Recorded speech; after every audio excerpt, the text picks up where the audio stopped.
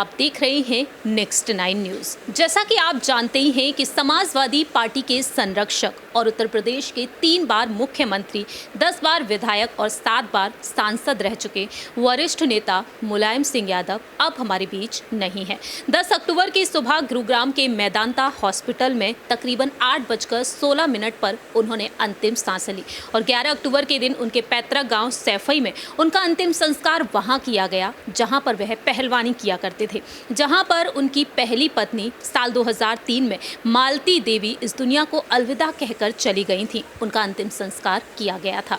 मुलायम सिंह यादव के गुजर जाने के बाद अब कुछ राजनीतिक समीकरण भी बन रहे हैं, जहां एक तरफ परिवार शोक में डूबा हुआ है, वहीं दूसरी ही तरफ यहां पर राजनीतिक समीकरण बनते हुए भी दिखाई दे रहे हैं। और इस वक्त सवाल यहां पर यह भी उठ रहे हैं कि मुलायम सिंह यादव, जिन्होंने 30 साल पहले समाजवादी पार्टी को स्थापित किया था, वहीं अब इस पार्टी को मजबूत कैसे बनाना है। सपा प्रमुख अखिलेश यादव के कंधों पर अब कई बड़ी जिम्मेदारियां आ चुकी हैं। ना सिर्फ अपने यादव कुनबे को उन्हें संभालना है, रिश्तों को बड़े ही संजोकर रखना है उन्हें, बल्कि दूसरी ही तरफ उन्हें अब साल 2024 में होने वाले लोकसभा चुनाव में जीत हासिल करने के लिए यहाँ पर तमाम प्लानिंग भी करनी है।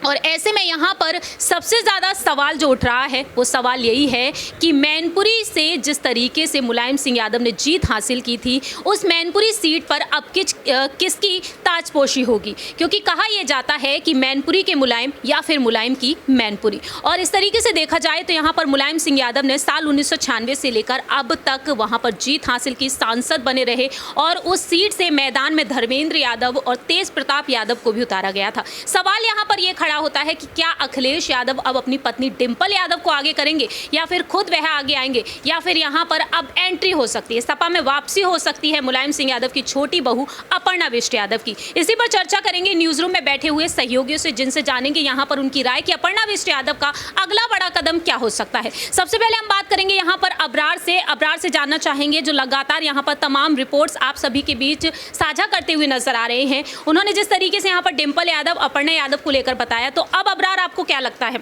डिंपल यादव आगे की जाएंगी या फिर अपर्णा यादव?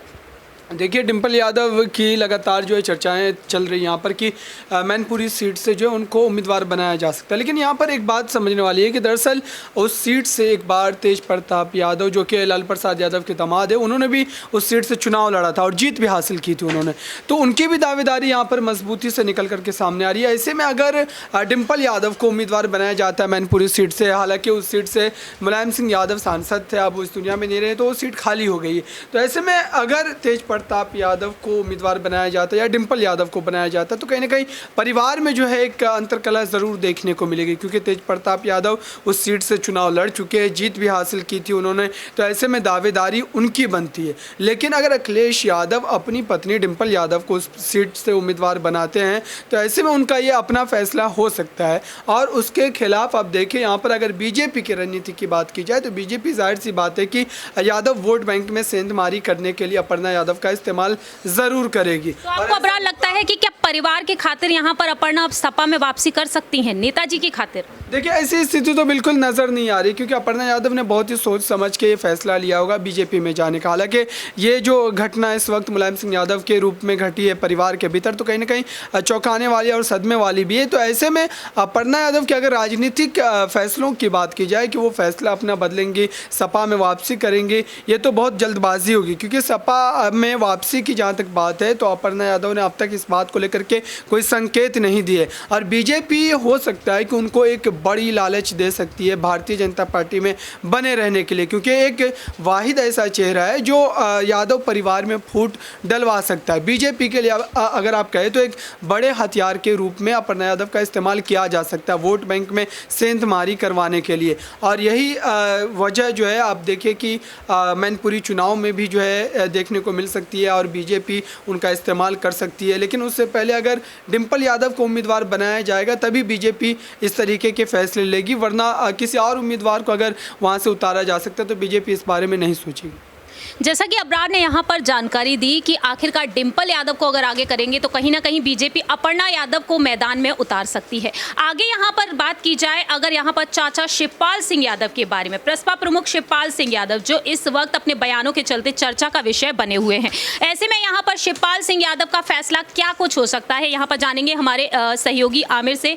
आमिर, आप क्या कहना चाहेंगे? शिवपाल सिंह यादव ने साफ तौर पर कह दिया है कि अपनी पार्टी को वह मजबूत बनाएंगे, लेकिन दूसरी ही तरफ वह ये भी कहते हैं कि मैनपुरी से अगर उनको कोई जिम्मेदारी दी जाती है सपा की तरफ से तो वह उस जिम्मेदारी को पूरी तरीके से निभाएंगे। तो आपको क्या लगता है, अखिलेश की तरफ उनका झुकाव है या फिर नहीं? देखिए, जो रिश्ता शिवपाल का मुलायम सिंह यादव से था वो अखिलेश यादव से बिल्कुल अपोजिट है, क्योंकि वो एक सीनियर लीडर थे। वो लोगों को, परिवार को, पार्टी को समेट के कैसे चलना है उनको बखूबी आता था, उनको एक एक्सपीरियंस था। लेकिन अखिलेश यादव काफ़ी यंग है, उन्हें अभी सीखने में काफ़ी टाइम लगेगा कि किस तरह से लोगों को और अपने पार्टी को बांध के चले। जहाँ पे आप इमोशनल कार्ड खेलना है वहाँ पर आप इमोशनल कार्ड भी खेल सकते हैं, लेकिन अखिलेश यादव को इन सब पॉलिटिक्स में शायद मुझे लगता है कोई इंटरेस्ट नहीं है। वो जो उनके दिल में फ़ैसला लगता है कि सही है वो फ़ैसला ले लेते हैं, उसका क्या नतीजा होगा उनको नहीं पता। अभी अखिलेश यादव के सपोर्ट में आप देखो तो कोई भी नहीं है। अपर्णा यादव जा चुकी हैं, शिवपाल यादव जा चुके हैं, डिंपल यादव वो तो अभी राजनीतिक में एक्टिव भी नहीं है। तो मुझे लगता है कि अखिलेश यादव को यहाँ पे अपने फैमिली को कम से कम बांध के रखना चाहिए कि अगर फैमिली उनकी अभी सिमट जाती है, अगर एक हो जाती है, तो फिर बाद में आप अपोजिशन पे काफ़ी भारी पड़ेंगे। लेकिन आप अपनी फैमिली को अगर नहीं अभी संभाल पा रहे हैं, अभी आपके पास मौका है। अगर आपके पिताजी अभी गए हैं तो आपको जाहिर सी बात है आप चाचा को उस ओहदा दीजिए, उस मुकाम पे आप अपने चाचा को बैठाइए कि हाँ अब आप ही मेरे लिए हैं जो कुछ भी है। तो इससे लगता है कि शायद उनको बहुत फ़ायदा हो, लेकिन अखिलेश यादव शायद मुझे नहीं लगता कि ये चाहते हैं। तो आने वाला राजनीतिक वो किस तरीके से करेंगे ये तो वक्त ही बताएगा।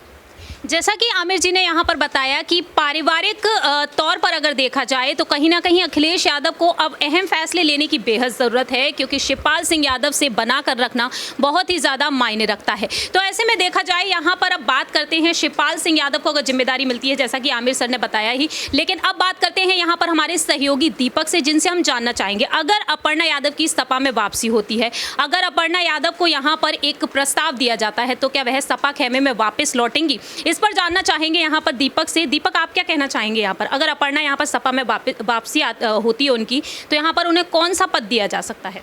लेकिन सबसे पहले ये वजह जाननी होगी कि वो गई क्यों थी बीजेपी में। उन्होंने किसी पद को लेकर वहाँ पर नहीं गई थी। पद को लेकर होता तो शायद 2000 जो अभी विधानसभा चुनाव हुए थे वहाँ पर उनको पद मिल चुका होता बीजेपी से। बीजेपी ने उन्हें कोई पद नहीं दिया था। बात बिना पद के थी, बात थी नेतृत्व की। उन्होंने ये कहा था कि बीजेपी का यानी मोदी योगी का नेतृत्व बहुत शानदार है, और यही नेतृत्व यहाँ पर इन्होंने झुटलाया था मुलायम और अखिलेश का, उनको पसंद नहीं आया था। और ये मुलायम सिंह के रहते हुआ था, ये सब हुआ था। तो और मुलायम सिंह का आशीर्वाद लेकर भी गई थी। तो अखिलेश अगर अब उन्हें कोई बड़ा पद देते हैं या अपने नेतृत्व में सुधार करते हैं, क्योंकि ऐसा नहीं है कि गलती को सुधारा नहीं जा सकता। अगर अपर्णा को लगता है कि अखिलेश और मुलायम ने अपने फैसलों की वजह से चुनावों में कुछ गलतियां की थी, तो अब आप ही सब मुखिया हो, आपको ही कुछ कठोर फैसले लेने, परिवार को ही आगे बढ़ना होगा ताकि पार्टी भी सही चले। क्योंकि शिवपाल और अखिलेश तो काफ़ी समय से साथ नजर आ रहे हैं। जब से मुलायम सिंह अस्पताल में थे, उनका निधन हुआ, सफाई में उनका अंतिम संस्कार हुआ, चाहे अस्थि विसर्जन भी, तब से साथ ही नजर आ रहे हैं। रही बात अपर्णा की, तो उन्होंने हमेशा कहा है कि जब बात परिवार की आएगी सबसे पहले मैं ही खड़ी मिलूंगी, जब बात पार्टी की आएगी तो नेतृत्व को लेकर उन्होंने अपने पैर पीछे कर लिए थे। लेकिन अब नेतृत्व बदलेंगे अखिलेश यादव, क्योंकि नीतीश का साथ मिल रहा है, तेजस्वी का साथ मिल रहा है, और कई सारे ऐसे नेता हैं जो निर्दलीय होकर समर्थन दे रहे हैं अखिलेश यादव को। सहानुभूति जुड़ी हुई है, क्योंकि नेताजी ने कई सारे नेताओं का, कई सारे ऐसे विधायक, कई सारे ऐसे कार्यकर्ता थे जिनको अर्श से फर्ज कह सकते बहुत ऊंचे मुकाम तक पहुंचाया था। तो वो सारे अब नेता कहीं ना कहीं एक इंसानियत के नाते अखिलेश की मदद करने के लिए आगे आ रहे हैं। मैनपुरी सीट को लेकर भी ये कहा जा रहा है कि अगर यही इंसानियत बरकरार रही तो हो सकता है कि शायद नेताजी की सीट पर बिना किसी पक्ष विपक्ष की सीट यहाँ पर अखिलेश को मिले और बीजेपी अपना कैंडिडेट भी ना उतारे। लेकिन अपर्णा की रही बात, तो अपर्णा शुरुआत से ही यहाँ पर परिवार के साथ रही है, और ऐसा नहीं था कि अचानक से उन्होंने बीजेपी की ओर रुख करा, रीजन के साथ करा था। अगर वही सुधार होता है तो बीजेपी का अभी भी साथ छोड़ सकते हैं, भी किसी पद पर है। आपसे हमारा आखिरी सवाल यही रहेगा दीपक, कि साल 2024 में लोकसभा चुनाव है। अखिलेश यादव ने कहा था कि मैं जहाँ से चुनाव लड़वाना चाहूँगा डिंपल को, वहाँ से लड़वाऊंगा। साल 2024 में वह उतार सकते हैं डिंपल को। और दूसरी तरफ अपर्णा से ये पूछा गया कि अगर साल साल 2024 में पीएम मोदी और उत्तर प्रदेश के मुख्यमंत्री योगी आदित्यनाथ अगर उन्हें कोई बड़ी जिम्मेदारी देती है तो वह क्या करेंगे? उन्होंने साफ तौर पर कह दिया कि वह उस जिम्मेदारी को बखूबी निभाएंगी। तो अब आपको क्या लगता है, क्या अखिलेश का झुकाव अपर्णा की तरफ मिल सकता है? क्या वह अपर्णा को एक बहुत ही बड़ा प्रस्ताव दे सकते हैं कि साल 2024 में दोनों ही बहुओं के बीच भिड़ंत ना हो, इसको ध्यान में रखते हुए, राजनीतिक समीकरण को ध्यान में रखते हुए, क्योंकि इस वक्त अपर्णा यादव को सबसे ज्यादा पूछा जा रहा है। तो आप क्या कहना चाहिए? अगर आप बीजेपी की रणनीति देखिए तो उनकी रणनीति रहती है डिवाइड एंड रूल की। जिस तरीके से महाराष्ट्र में उन्होंने शिवसेना को 2 धड़ों में करके आमने सामने लड़ा दिया, वैसे ही यहाँ पर उत्तर प्रदेश में भी हो सकता है कि यादव परिवार में 2 धड़ों में बांटकर इनको ही आमने सामने खड़ी कर दे ताकि ये आपस में ही लड़ मरते रहें और जो बाकी सीटें हैं वहाँ पर उनकी जीत हो जाए। ये एक आसानी सी रणनीति रहती है। लेकिन यहाँ पर अगर यही रणनीति को फेल करना है तो अखिलेश को जरूर कुछ न कुछ कठोर फैसले राजनीतिक तौर पर इस मायूस घड़ी में लेने होंगे ताकि परिवार भी एकजुट रहे, पार्टी भी यहाँ पर बनी रहे। और रही बात लोकसभा चुनावों की तो वहाँ पर उनको नीतीश, तेजस्वी का, मायावती का भी हो सकता है समर्थन मिले। तो ऐसे कई सारे समर्थन है जो उनको मिलेंगे। लेकिन शर्त यही है कि वो अपने परिवार को बांधे रखने के लिए सबसे बड़ा फैसला अपर्णा को लेकर क्या लेता है, क्योंकि डिंपल को सीट देंगे, आजमगढ़ सीट नहीं दी उन्हें, ये उनके लिए बड़ा झटका था। इससे पहले विधानसभा चुनाव में नहीं उतारा, वो बड़ा झटका था। लेकिन अब लोकसभा में भी चुनाव में नहीं उतारा तो वहाँ पर भी इनके लिए दिक्कत होगी, क्योंकि आजमगढ़ और रामपुर सीट खो चुके हैं। मैनपुरी सीट हाथ से नहीं जाने देना चाहते और कई सारी सीट है जहाँ पर अपना कब्जा करना चाहते हैं। और कभी पीएम नहीं बन पाए थे मुलायम सिंह यादव, वो उनका अधूरा सपना है। अगर वो सपना अखिलेश को अपना पूरा करना है तो परिवार का साथ चाहिए ही चाहिए। जैसा कि यहाँ पर न्यूज़ रूम में बैठे हुए तमाम सहयोगियों ने यहाँ पर अपनी बात रखी कि अपर्णा विष्ट यादव को कहीं ना कहीं यहाँ पर अखिलेश की तरफ से अब बड़ा प्रस्ताव मिल सकता है, क्योंकि परिवार को पहले एकजुट करना है और दूसरी ही तरफ राजनीतिक समीकरण पर ध्यान देते हुए उन्हें कई चुनाव में जीत भी हासिल करनी है। आपको बता दें कि अगर मैनपुरी से वह किसी को भी नहीं उतारते हैं, खुद को आगे रखते हैं, तो वह विधानसभा में नेता प्रतिपक्ष हैं और साथ ही साथ करहल सीट से विधायक भी है। अगर वह खुद को आगे रखते हैं तो दोनों ही पद से उन्हें इस्तीफा देना पड़ेगा, तब वह मैनपुरी से चुनाव लड़ पाएंगे। लेकिन अपर्णा विष्ट यादव काफ़ी ज़्यादा मायने रखती हैं। अगर अपर्णा विष्ट यादव को वापसी के लिए बुलाया जाता है सपा में तो कहीं ना कहीं मैनपुरी सीट से उन्हें उतारा जा सकता है और नहीं भी। फिलहाल देखा जाए यहाँ पर मुलायम सिंह यादव के गुजर जाने के बाद, उनके अंतिम संस्कार के बाद तमाम प्रक्रियाओं को विधि विधान से निभा रहे हैं। हरिद्वार और प्रयागराज में मुलायम सिंह यादव की अस्थियों का विसर्जन किया जाएगा और 21 अक्टूबर के दिन हवन, पूजा पाठ, शोक सभा का आयोजन भी किया गया है। और इस वक्त परिवार को सांत्वना देने के लिए अलग अलग राज्यों से वरिष्ठ नेता, युवा नेता उनसे मिलने पहुंच रहे हैं और इस वक्त राजनीतिक समीकरण भी बन रहे हैं। इस रिपोर्ट में इतना ही। बाकी की तमाम अपडेट्स के लिए आप देखते रहिए नेक्स्ट 9 न्यूज़।